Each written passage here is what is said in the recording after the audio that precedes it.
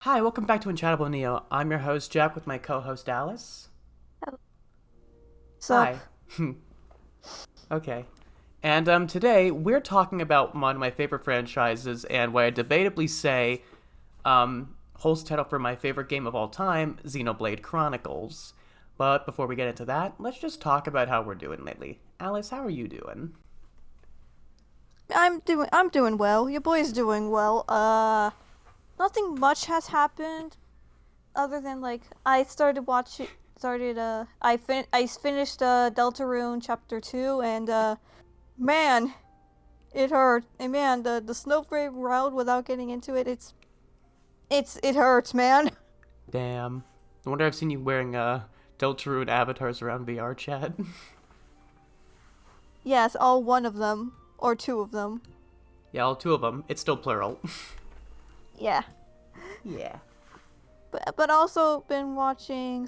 I think I've been watching a few videos. I think most notably like two Danganronpa retrospectives. Hint, hint.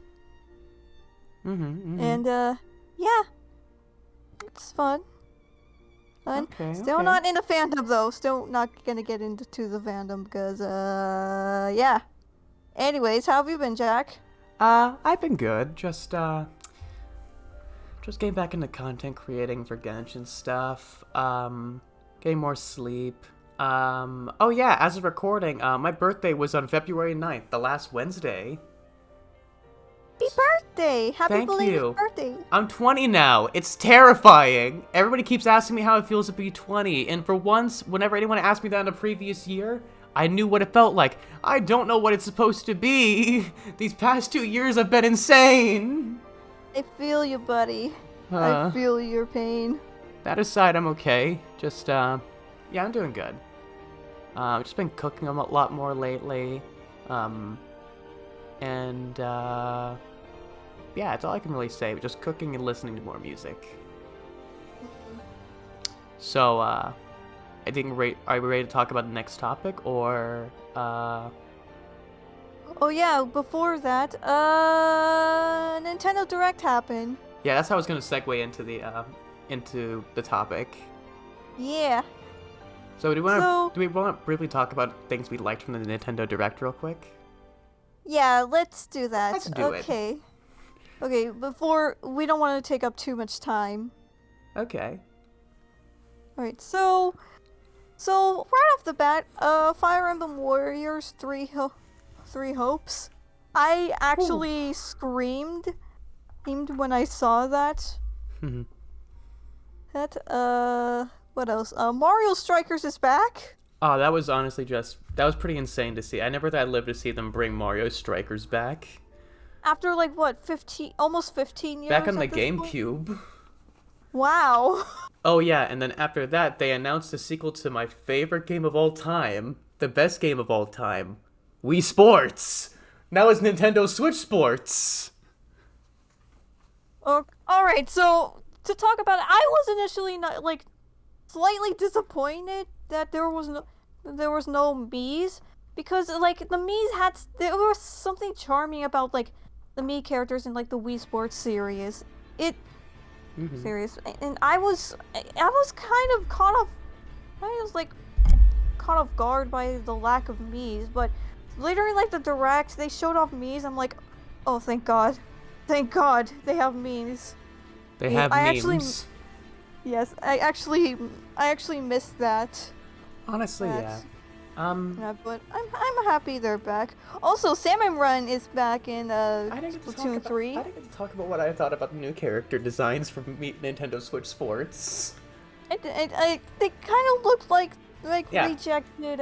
I think They they. kind of look like rejects Do of do they look a little stock? Yeah, they do. But yeah. I think they have a decent art style to them. And you know, as much as I would love for it to been more centered on the Wii Sports on the Mii's again, the thing with that is, Nintendo. I know for a fact that Nintendo has been trying to distance themselves from the Mii's ever since the Wii U, because they didn't want the Switch to feel like, oh, it's just a Wii U but portable, and they didn't want that to hinder the success. So that's why it's not the default logo. That's why you have to scroll all the way to the bottom of the icon menu to select Mii's. And yeah, there's no Mii making section of like the menu. That's pretty much it. But yeah, I am glad that you have the option because I mean, as much as I would like to defend the new art style, unfortunately that means that if you toss the bowling ball and you hit it, if you toss it behind you in Wii Bowl in the bowling game, no, we're not gonna have the funny little like Mii's hopping up and down, and that's gonna be sad. But on the other hand, I think I'll live without the Mii's. They're super charming. That's understandable. Mm-hmm. Me, I'm just gonna prefer the Mii's. I'm going to use Mii's no matter what, but I can see why Nintendo chose to make them a side option for business sake. So yeah, Salmon Run. Salmon Run, yes, that's a thing. And I'm happy that it's back. It's such a great mode in like 2. I actually was confused if Salmon is this like a new update for 2. No, oh, it's coming back in 3, and I'm happy. Yeah, I was noticing like, hey, is this for 2? Is for this for 3? I can't tell. The game's I don't know, anything different. Oh yeah, no, it's end logo. Yeah, it's for 3. No, yeah, we're just making sure. And then they tease some guy who looks like one of the sharks from Shark Tale. I don't know. Yes. The mom sharks from Shark Tale in Splatoon. When? But yeah, DLC. There's DLC in Mario Kart 8 Deluxe. That is a sentence I've never thought I would say out loud.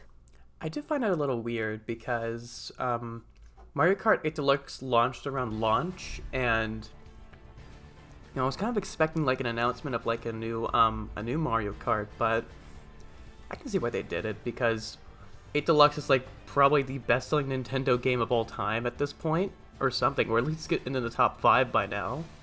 So it makes sense that they would add a DLC pass to add 50 new tracks, or 48, but it's around 50.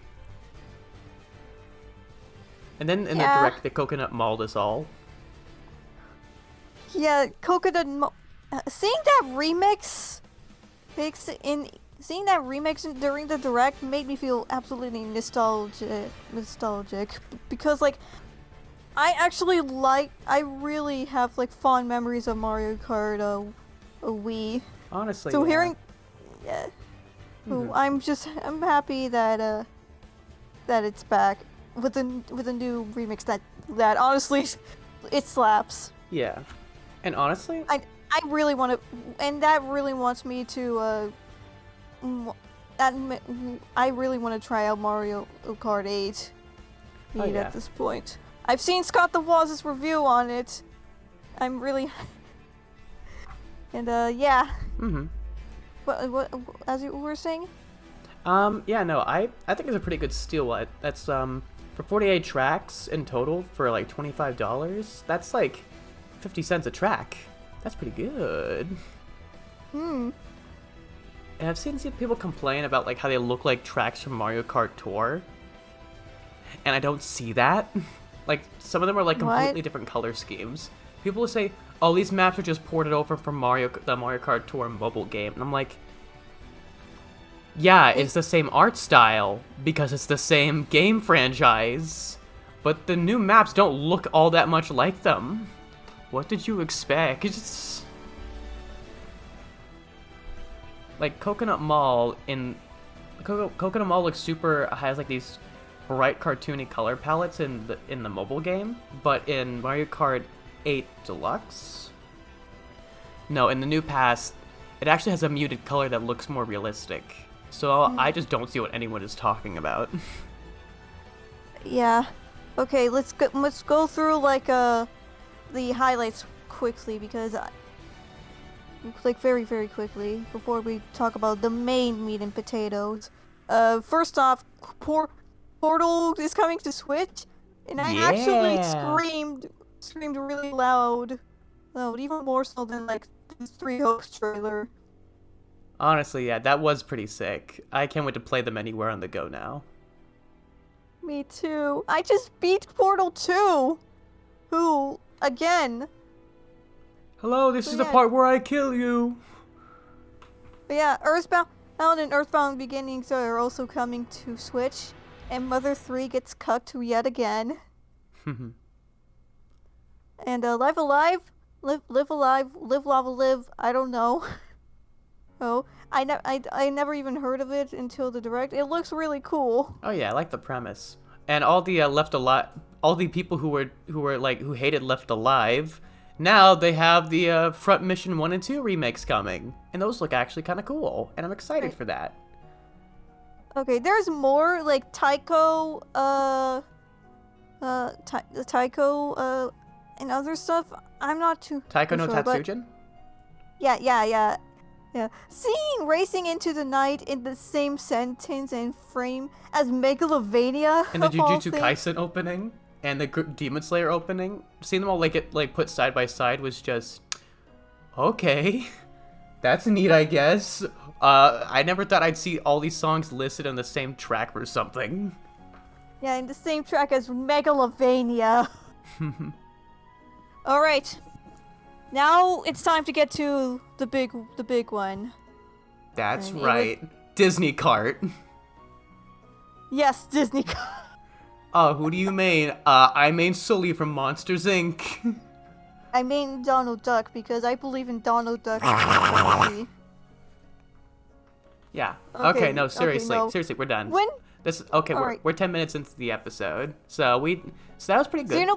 Yeah, so, like, when I saw that trailer for, like, Xenoblade Chronicles 3, I was kind of confused. I'm like, wait, what? What is this?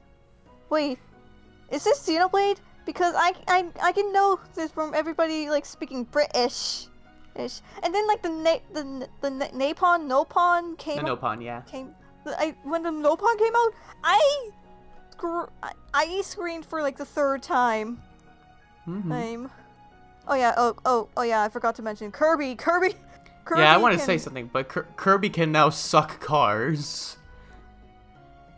Okay, but yeah, those 3 announcement.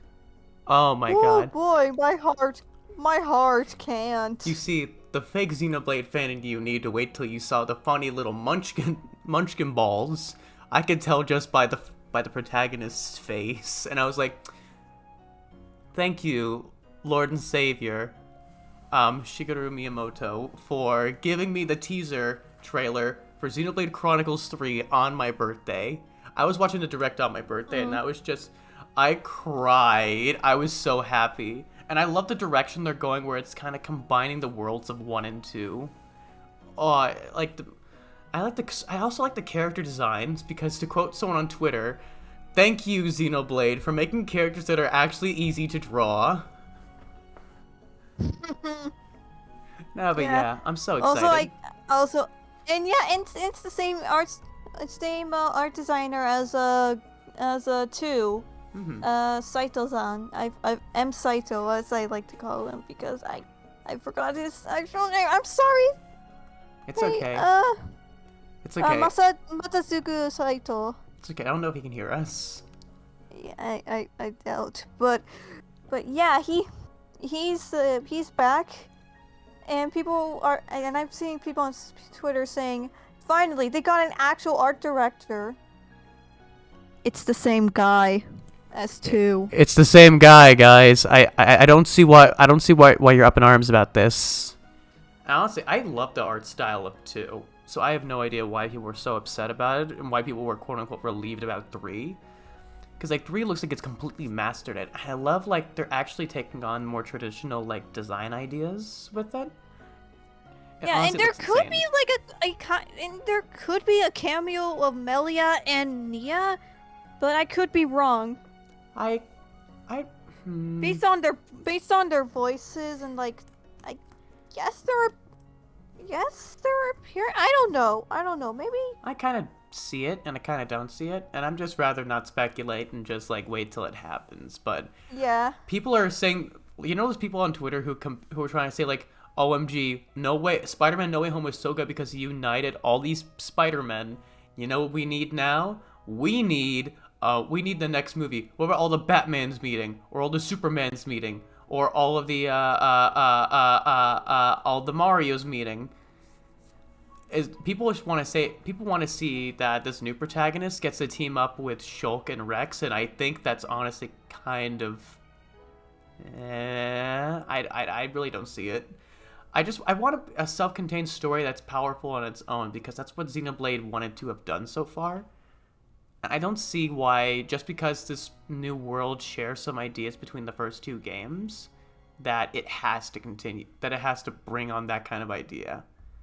I wouldn't mind it, especially if it's written really well, but I think I'd much prefer like a original story. And it does seem like to be what it's doing right now, because, well, there seems to be a lot more of a human conflict of like actual people between the two. Right. Yeah. But anyways, yeah, Xenoblade Chronicles 3 announcement. Can't wait. Mm-hmm. Ooh. And okay, now let's talk about I will also bring up one more detail. The world, the actual world you're playing in the game. Holy crap! You could not. Big. If you showed me the video before I could tell it was Xenoblade, I wouldn't believe you. I think it was like a remake of a Tales game or something, like on a PS4 or 5. It looks so good. I'm honestly shocked, yeah. But yeah, that's my one last praise before we start having this whole retrospective bit about the other Xenoblades. Alright. So let's talk about our experience with Xenoblade, how we got into it, and why Morag is the best character. Okay. Okay. Alright, you go first. Okay, I first got into Xenoblade after I had seen a trailer for the game on Nintendo's website once the original release for the Wii, and I asked my dad to snag me a copy, and I started it, but this was before I really got into JRPGs, so I kind of hated it, and I put it away because I couldn't get very far in the game. My hand-eye coordination back then was not great. But then Shulk got announced for Smash, and then Jekka Conroy, one of the YouTubers I've been watching since I had the physical ability to hold an iPad. Yeah, I just started watching Jekka Conroy's Let's Play of Xenoblade Chronicles, and I absolutely loved the gameplay and the world he was exploring, and I caught up, and I actually got ahead of him before he finished. And man, that's Xenoblade Chronicles 1 has a lot of sentiment in my heart, because it was like a real game that sometimes my family would sit down and watch me play, and I felt like I was okay playing games around my family. And I just loved the music. It very much spoke to me in some scenes, to the point that don't tell Nintendo this, I downloaded music off of YouTube from Xenoblade. Please don't say, you can't tell more than Nintendo ninjas will be after me. But yeah, I downloaded a bunch of the soundtrack songs off the internet just to play on my iPod, and I just listened to like some of the songs like Engage the Enemy and You Will Know Our Names. Those became study songs for me, and they honestly spoke to me a lot, and they got me through some tough times. And I absolutely love Xenoblade. I almost tried to buy like a replica of the Monado, because not only because like the game had such like sentimental value to me, but just in general, I just love the Monado's design. And I tried maining Shulk for the longest time in Smash, and that's kind of it kind of bricked from there until the Switch's big presentation, when they started showing a trailer for something like, you know, with this open area sky, and I see that red sword in that guy's back. This kind of looks like Xenoblade. And then they showed off the logo, and I was like, oh shit, it's Xenoblade! And then my brother just told me to quiet down because he was studying. Was it like for Definitive Edition? No, for Xenoblade Chronicles 2. Oh. Oh, no. Oh. We have if you go back to watch the direct from late 2019, I think September 2019, whenever Terry was announced for Smash, you can actually listen to my reaction to when they announced Xenoblade Chronicles Definitive Edition, the remake of the first game. And I literally screamed and cried. I actually just got out of I think I was in like a after school study thing. Shit, what was it? It was back then. I didn't speak that much because obviously I didn't want to shout in front of everyone. But I had to dip out at the last second, but I still had to watch the direct. And then Xenoblade Chronicles comes up. I'm like, oh man! I was like in the car, I think with either my mom or I was covering my love. Like, what? So yeah. That actually got me.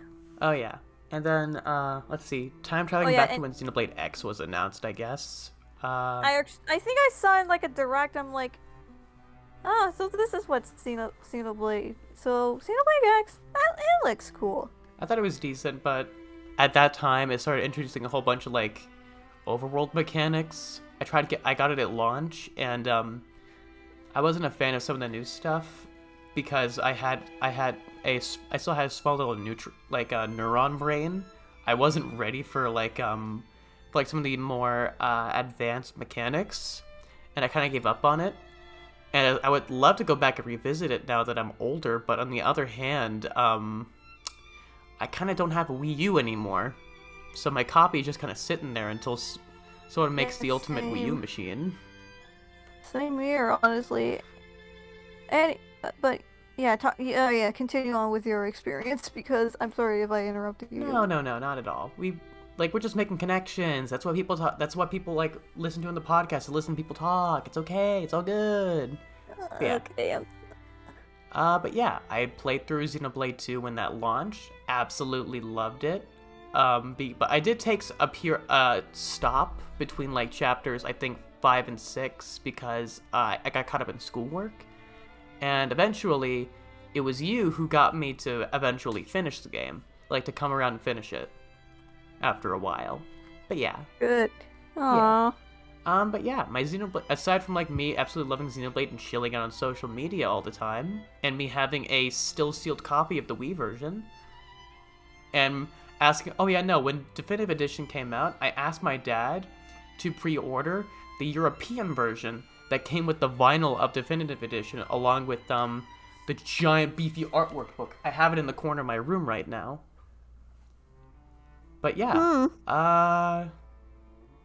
it's the game my dad knows I'm so passionate about. I replayed Definitive Edition, cried again after everything, and yeah, I think that's it. Your turn.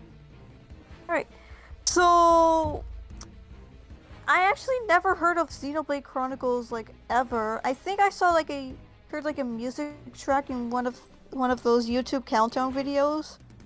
But that's pretty much about it. I didn't know that was from Xenoblade at the time. I'm not gonna lie. But I first knew about Xenoblade through Shulk's reveal in Smash 4. Mm-hmm. I already discussed this in the Smash episode, but I was like, who? I actually did not know who this character was. Until I started looking more into it, I'm like, seems interesting. Then I just sort of forgotten about it for the longest time, up until Xenoblade Chronicles X. I think I saw it a direct. I'm like, this looks really cool. Then I got it. I spent a lot more time customizing my character. Oh yeah, I forgot. Xenoblade Chronicles X has a character customization. It's good. Though I remember people complaining about the boob slider. Oh yeah, wasn't that really? only in the Japanese version. They didn't release it out into the West version. Oh yeah, that was like okay, that was an unnecessary change though. Like that doesn't warrant like You're cutting. over it. Alice, you're cutting out a bit again. Hello, hello, Speak a little bit more. hello. Can you hear me? Your mic is cutting out still. Jack, you keep talking. What? Alice, you're cutting out.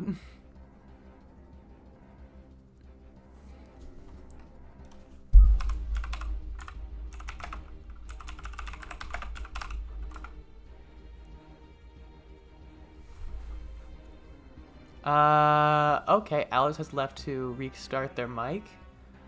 Uh, uh, um, uh,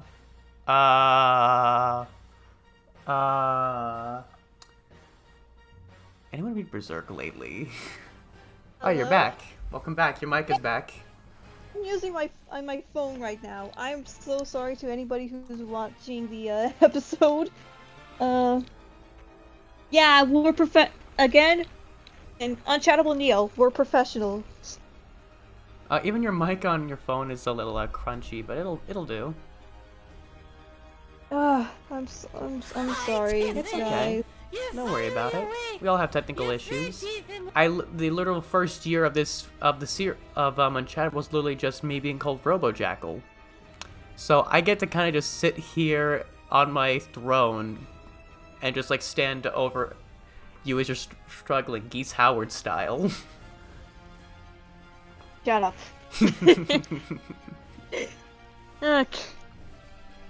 Okay, so yeah, I forgot what I was talking about. It was after the boob slider in the Xenoblade Chronicles X. Yeah, I'm like, okay, it was a super duper unnecessary change. I get it. And honestly, I really wish it wasn't removed in the first place, but like, that doesn't warrant like the huge outrage it had. Oh yeah. Same with like changes on like Lin Lee's more revealing outfits to make it covered up, and honestly, that's understandable. Well, in my honest opinion, this is kind of controversial, but Lin Lee is my child. But anyways, yeah, I did play a Xenoblade X. I thought it was. It was fine. It wasn't horrible, but it's not really my favorite Xenoblade game, to be honest. Yeah. So like a couple years passed by. Xenoblade Chronicles 2 releases, and honestly, I don't have a Switch. I didn't have a Switch back then, and I was practically begging my mom to get it for me. And then like 2019, I got it. I loved it to death. And it wasn't until like July-ish. I think it was July of 2019 or June 2019. I don't remember, but I do remember it was summer that I started to play more of Xenoblade that I got Xenoblade Chronicles 2. And I actually loved it. I know I'm skimming over things, but like I do remember like people talking about Xenoblade Chronicles 2 a lot, and I did take no interest in like a morag. But yeah, Xenoblade Chronicles 2. I actually liked it a lot. I beat the game. I don't remember when I beat the game. I think it was 2020-ish. But, yeah. Yeah, I really enjoyed Xenoblade Chronicles 2, and I'm sure... Like, yeah, mechanically it can be difficult to understand at first, but once you get the hang of it, then you'll enjoy it quite a lot. Oh yeah. What else is there? Xenoblade Oh Definitive yeah, Edition? I did play Definitive Edition. I haven't beaten it yet, but from Finish what it. I've played, it's amazing. I really, really love the game. I'm happy that I finally got to play a game I wanted to play since like Shulk's reveal in Smash. Yeah, dude, honestly, like, if you think about it, these are all on one console. Like, Yeah. man, that's like what, that's Xenoblade Definitive Edition, that's one, Future Connected, that's a post-game, Xenoblade 2, Xenoblade 2 Torn of the Golden Country, that's a post-game, and then now we got 3, that's a whole trilogy of games, and those are long, like extra past 50-hour double-digit hour JRPGs, that's a lot of game, and that's not even, and like, they're not even like that expensive most of the time. You can find them on sale pretty often. That's a lot of game. Yeah. There's so much game in this game. There's a lot of games in the Xeno game. There's a lot of Xenos in these games. Exactly, yeah. Okay, back to what you were doing before I just started, like, pulling up some bit from, I don't remember where I saw it from. Yeah, me neither. But, yeah, so like, yeah, I'm happy I got to play through, like, the first game through Definitive Edition. And Melia is best girl. Oh, and and morag is super best girl. And yeah, also Pyra and Mithra were announced in Smash, and I actually was really excited. Same. Everyone was like, you know what, Pyra Mithra, we don't want more first-party characters, but Twitter was like, you know what, people actually really wanted these beforehand, so there wasn't any flack for them. Honestly, sitting in the Unchatable VC, watching the reaction, I was so happy. I was like, oh man, why is not actual gameplay footage? Well, Pyra and Mithra are gonna be in Smash. Hell yeah, let's go. Yay! Yeah, it was like Everybody wanted like Rex with Rex and Pyra and Mithra. Yeah. But I'm like, He kind of acts like, or at least he'd be acting like either like Ice Climbers or a Pokemon trainer. I'm like, he's really just a middleman in the whole situation. And he ends up just being like a taunt in the final smashes and in the end screens. And I'm like, honestly, that's pretty good. We have it pretty good. Mm-hmm. Yeah. Oh, can we talk about, I love the voice acting in the entire Xenoblade series. Because instead of giving them to like normal like American dubbing companies or localizers, all the voice actors are British. And fun fact, did you know that Melia's voice actress was actually in the first Captain America movie? I think she wasn't Doctor Who? Maybe. Maybe I might be wrong, but wow, I didn't know she was in the first Doctor, the Captain America movie. Wow. Yeah, she was the date for the guy who becomes Winter Soldier. Yeah. But yeah, I think like what's the one thing that people have like, I love like it's different. You get like all kinds of like British accents for the first game. And then in the second game, they completely, like, go off the rails. They add, like, all these different accents. Like, you get, like, some Scottish, some British. And then we have, of course, our favorite, and Shin's favorite, the angry Welsh cat, Nia.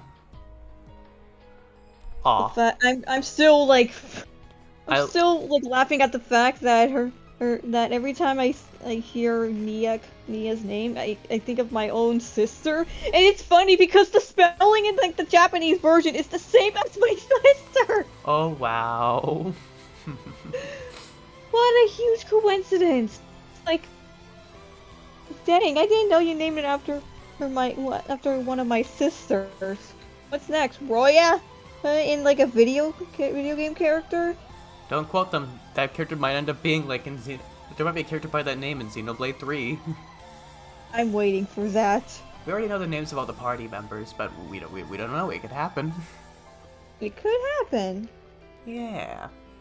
I think there's one constant, like people have said, might be on the downside of the voice acting, and that has been Rex's shouts from Xenoblade 2. Oh, okay, I'm going to defend it real quick. I love the voice acting in 2 Oh, yeah. because of how silly it is. It's not perfect. The direction is not great at all, but there's a certain level of charm to it that Oh, yeah. really makes this game special. You know what it kind of reminds me of? Yeah? 4Kids. Oh god. I love it. I love the voice acting. It's how it can be very all over the place, and it definitely helps because, one with its own art style, it was very reminiscent of like a PS2 game back on the Wii. But then, Xenoblade 2 just straight up said, you know what? We're gonna take this in a different direction. Anime art style, and guess what? It's gonna look better than most anime art style games that you know. And it looks absolutely amazing. And then you have Rex running out like, ah.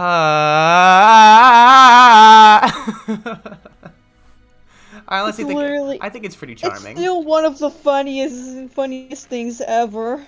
Honestly, yeah. People say it takes away the immersion. I think it adds to the immersion.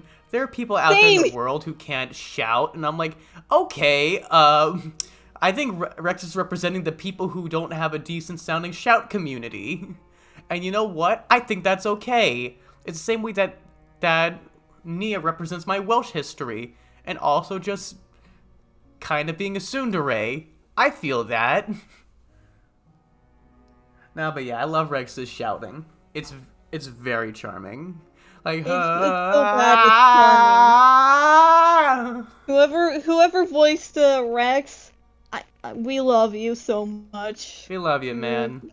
We don't mean this in like a condescending way. We actually do. No, love you. We legit love you.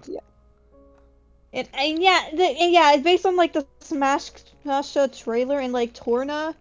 The direction has gotten better. Oh yeah, and what it looks to be with Xenoblade 3, and the new stuff in Xenoblade Future Connected. Yeah, Xenoblade. Everyone is British. Oh yeah, spoiler warning. Remember that scene from Xenoblade 1 near the end where Ryan goes to a furry convention? He's like, "Oh yeah, it's Ryan time, baby." Oh my god. Or how this isn't a spoiler. In Xenoblade 1, Riki, the reason why they select Riki to be the hero pawn is because he raked up too much debt. And so he figured, Riki, if you go fight this monster in the woods for us, your debts will be repaid. He's like, and Riki just goes and does it. He helps the party, and he comes back. He's like, oh yeah, the money you earned, your family already spent it on food for all your kids. This is what you get for evading taxes. How about you just go out in the world and help these guys, and we'll take care of your family while you're gone. Yoshi invading tax evasion. Riki invades tax evasion. Oh man. If Yoshi is a tax evader, Riki is a tax destroyer. He literally, to not even comedically put it, he literally evaded his taxes, had to go fight a dinosaur in the woods, came back, learned that his wife spent all the money, and now he has to go fight a hero because his wife left him and took the kids. That's Riki's entire character arc, and I absolutely love it. He's my favorite character in the series. No contest. Honestly, until Xenoblade 2. Honestly, I would tolerate Riki and Tora than the other Nopon in X Tatsu. I really hate Tatsu so freaking much. I have not seen him, but I knew from his face that he was going to be trouble. And I think, Alright, let's talk about our favorite characters. Yeah, let's do it. I'll go first. My favorite character from 1 is the Colonel from Colony 9, the one who yells at all the subordinates. With the funny mustache. His mustache is nice. Nah, I'm just kidding. So let's start. Let's go best boys and then best girls. And maybe some honorable mentions. So, since I went first on the characters who on just like how I got into the story. How about you go first? Who's your favorite boy and favorite girl from Xenoblade Chronicles 1? Melia. That's not a boy. That's a girly girl. Okay. I really like Dunban and Rhine. I'm sorry, as IGN puts it, Rain. Like, even for Duncan and Rain, like, Xenoblade Chronicles doesn't really improve that much, and Future Connected script is very all over the place with a 7.6 out of 10. It's a golden standard for JRPGs, but not gold enough to put it above a 9. Bruh, I died inside that day listening to that narrator. I mean, I already had the game pre-ordered. It didn't matter to me. And even Holy shit. I think they said that Melia didn't get much screen time. Bruh, Melia has tons of screen time. I remember the statement that they said was and it was weird that they selected for Future Connected to bring in Melia, arguably one of the more underutilized and less screen time characters in the original campaign. And my brain is like, she had some pretty good story there. She just got cucked. Now here's the thing. If you want to improve a character, you give them more screen time. That is basic writing. And you're saying, oh, why would they put the character with not even that much screen time into the new story thing? To fix that problem. Honestly, game journalists, am I right or am I right? Yes. So glad we're not game journalists. Yeah. We just sit in a room and talk all day. That's it. But yeah, we were talking about Dunkin' Donuts and Rainbow. And we were talking about Dunkin' Donuts and Rain Shadow Legends. God damn. And yeah, I really enjoyed like Dunban a lot. A lot of the same goes to like Rain. What are your thoughts on them? Oh no, I love Dunbound and Ryan. If I'm gonna be honest, as much as I do love them, Dunbound's a close second for my favorite character, and third might be I want to say, I can't say his name is Alvin. Alvin. Alvin, yeah, I love it. I think Alvin is a very underrated character. I think he's pretty cool. Oh wait, I think I got his name wrong. Alphys? No, wait. It's Alvin. Yeah, it's Alvin. Yeah, it's Elvis. Not Alvin. Elvis? Yeah, Alvies. That doesn't sound right. Like Elvis? Like as in like Presley? No, that's his name. Elvis. Like, Shulk, you have to use a Monado.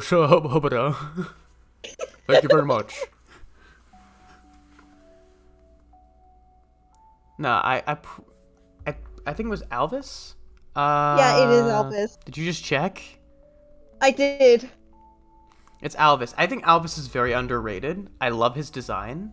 And, no, my favorite male character from Xenoblade 1 is definitely Shulk.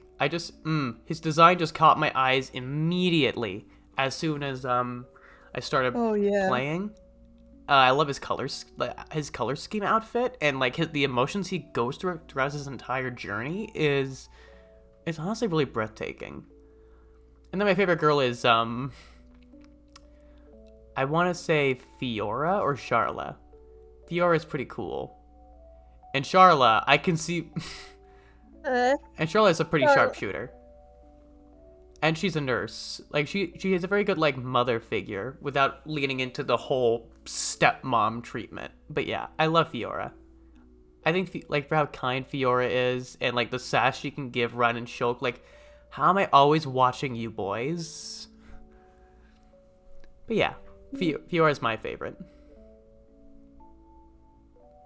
Wait, I think when I first saw like the characters of Xenoblade, I knew that Melly was going to be my favorite based on like a design standpoint. And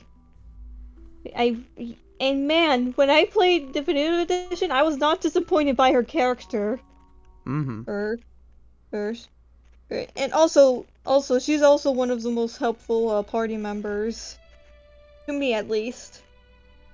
Yeah. So... People hate on her, and I don't see why. I mean, how can you... Wait, people hate on her? People hate on Melia. Look at her face. Look how cute she is. Why do people hate her? I don't know. I don't see it at all. Please tell me it's something she's bland, something. She's not even that. Most likely. It's not me. I'll tell you that. I know plenty of friends who actually love Melia. Not even, like, outside of you. I have some con buddies who absolutely love her, too. But yeah. That's Xenoblade 1 for you. I don't think... Xenoblade 2? Xenoblade 2, yeah. I was gonna say, like, I was gonna address that, like, neither of us have really played enough of X to say for sure. But, I think Alma's neat.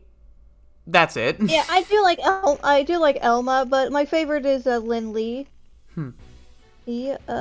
Mostly because of Cassandra Lee Morris. Oh yeah. Oh yeah. Xenoblade X has LA voice actors. There's as opposite of 1 and 2 and 3. Yeah. It was all Americans. Except for like I think one of the voices for like the customized characters. I think Shulk and Fiora's VAs are in it. Yeah. Yeah. Alright. Moving on to 2. Before I start to explode, who's your favorite character? Oh yeah. My favorite male character is no contest Zeke. Zeke, I just love his personality. Like, he's just a prince, and he can be very entitled, but he basically has the personality of like a Yu-Gi-Oh villain and a JoJo group member, and he just starts. Like I'm the all-seeing eye, the Zekinator, and then he just gets in some shenanigans, falls off a cliff, and then we all laugh. He's like, "Turtles, where's our mascot Turtles?" This is literally the shining eye of justice. The Team Rocket. Basically Team Rocket, but more anime somehow. And female character? Female character, that's tough. There's so many good female characters. Morag is pretty good. I think Bridget, I love her design. I'm tempted to say Pyra, but I think I might have to go with Nia, because I just love her personality and, like, how feisty she is. And also because I think that's just, like, the small little bit of Welsh in my DNA, saying that it's happy to be represented in something I like. But that's it. Okay. Alright, as for my favorite male character, I like Zeke as well. So, I really like the Chunibyo archetype, and like he's one of my many inspirations on creating my OC Amane. Oh yeah, we gotta love our favorite. We gotta love the one-eyed monster. The one-eyed monster. Like, wait, what is that? Like, what is that supposed to mean? Like, Rex, why do you care? Like, Mithra, why are you blushing? Shut up! And then it goes into a Tails-esque this transition. Honestly, that's the one thing I can. Actually, I'll make my comment for after we're done. Go ahead. It's time for your Morag Power Hour. Okay, Morag has been. Alice, Your mic is cut. Alice, your mic cut out for all of that comedically. The Discord call cannot handle your power hour. Oh, I think it's picking you up properly now. Oh, I'm sorry. It's okay. Yeah, but, you're good. You're good. Morag is honestly my favorite character in this game, and probably all of Xenoblade. I love her. I'm not going to get into it, but her story, her being the special inquisitor of like an empire, good stuff. I love her personality so darn much, and her connection to her brother and Bridget. That really got to me really well, and that made me care about like Morag a lot. But also her designs slaps. People will complain about like some of the designs. I'm like, the designs are bad. It makes me want to avoid the game. I'm sorry. Have you seen Morag? Morag is freaking amazing. And I will defend her until my very last breath. Mm-hmm. Oh god. I have so much to say about Morag. Everything about her. Well, I'm not going to say like she's flawless or anything. She definitely has her flaws, like every character. But I love her so much. Her design, the way she's played, her voices is like, I love her way too much. And I'm not doing a good job explaining things, but I just say Morag is my favorite character, and this is probably one of the few characters I don't see and he get much hate. A lot of the people, even people who don't like Xenoblade 2, really like Morag a lot. So I'm really excited to see. I'm actually no. Why am I saying that? I love Morag. 10 out of 10. In character. Okay, I'm done. You sure? I'm sure. Okay, I forgot the point I was gonna make. I kind of got lost in the whole rant. Yeah, that's pretty much it for characters. Oh, I remember what I was gonna say. If I think that there's one game series I can describe where Xenoblade is pretty much going right now. I want to say it's something along the lines of like the Tales series, because think about it. Tales is the ever-continuing storyline that reuses some ideas, maybe some attacks every now and again, and it's always in a fantasy world with a bit of technology, but it's always telling its own story. And now with Xenoblade 3 is going to be handling, like, it is borrowing from like all the other games, or at least the first two mainline ones. I can confidently say that. Like, it does follow a lot of that up, but it has so much of its more identity considering its use of, like, technological themes. And I absolutely love it. But yeah. Right. Anything else you really want to add?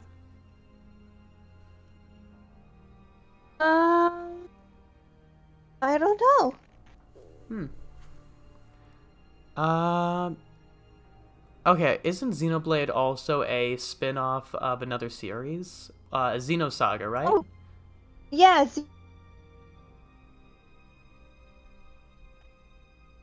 Hello?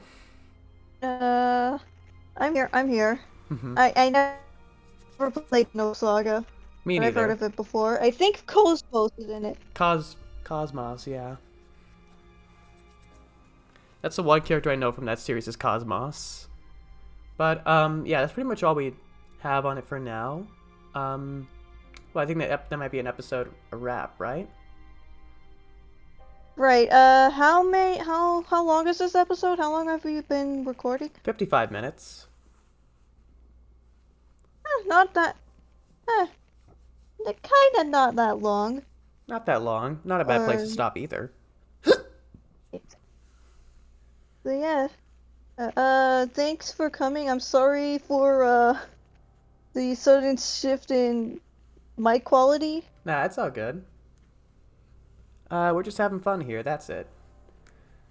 Yeah. At least it didn't cut out. At least it didn't. Your mic didn't like crash like when you were in the middle of the morag rant. Otherwise, it just had to be comedically saying saying to the microphone when you were reconnecting morag based, and you come back and I say, oh yeah, no, I cover the entire morag rant for you. I know exactly why you love her. That's it. Yeah.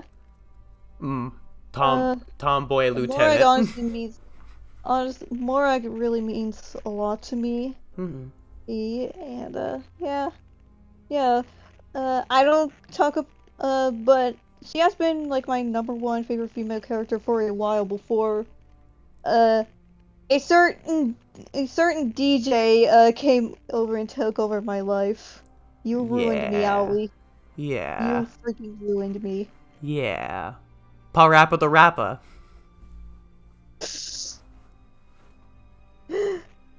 Yes, I know Parappa. you're a Parappa Stan account. I know. I never played Parappa. Me neither.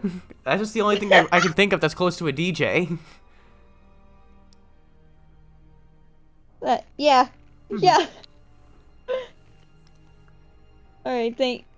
That was actually a fun short episode. Fun Yeah. fact, we were fun fact, we were originally going to do a King of Fighters episode, but let's just say we didn't have too much knowledge on KOF. Maybe we'll revisit it in the future when like they announce like some kind of like big DLC announcement. Like if they start Or we can invite a friend of ours. a friend of ours who's played through a lot more of the series than us. Because I've only played like 6 or 7 of the games. Alice has only played 2. But yeah. That being 14 and the Gotcha Game All-Stars. That, for me, being 96, 97, 98, SNK Heroines, KOF 14, and the 15 beta. And then we want to talk spin-offs. I could say Garo, Mark of the Wolves. Because I did get that on PS4 for like $1. Oh, I think, like, if we're talking about, like... Well, KOF is technically a spin-off of Fatal Fury, right? Mm-hmm. So, I guess when it comes to, like, SNK games, I think I played Fatal Fury Special, and I was immediately garbage at it. Mm-hmm. I think I played, Metal Slug in the arcades at like a local round table. Mm-hmm. But we're getting ahead of ourselves. We're getting ahead of ourselves. Future episode. I gotta go to the bathroom. Future episode. Alright, thanks for watching, guys. Thanks for listening, and we'll see you guys later. Alright, Morag Best Girl. Bye. Bye.